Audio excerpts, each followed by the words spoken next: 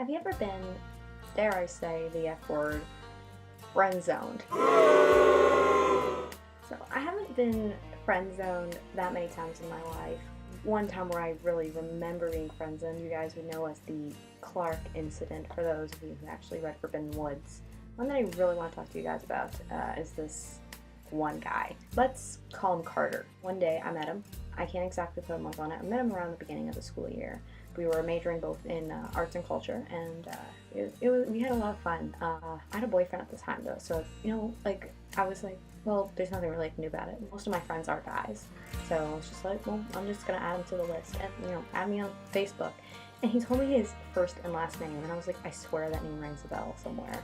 I friended him, he friended me, so it was good. The more I thought about his first and last name, the more I remembered who he was. Carter, it turns out, was an ex-boyfriend of one of my friends.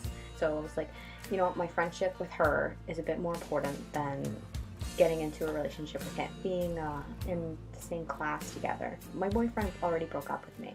Unfortunately, the more time I spent with this guy, the more I started to like him. Usually, I don't have crushes. It basically never happens for me where I like a guy and then it turns out he likes me back, and then we just end up being together. Usually when I end up in a relationship with a guy, what happens is he likes me, I friend zone him, eventually I like him back, or something like that. It was a big deal for me to start to like Carter because, well, I hadn't had a crush on someone since my ex, and I'm trying to get over my ex as much as possible, but I was like, no, this guy is your friend's ex, off limits. And for some reason, I actually wanted him to like me back, even though I knew it wasn't even possible. One day, we had this day of semi-formal. He asked me if I was going, and I said no, because it's my brother's birthday, and I'd much rather eat Chinese food than go to semi, because I hated it last year. So he just said, that's cool, whatever, I'm just going with a bunch of my friends. So it's hopeless, like, I'm never gonna end up with this guy, like, I never could. And then later on in the night, Carter texts me.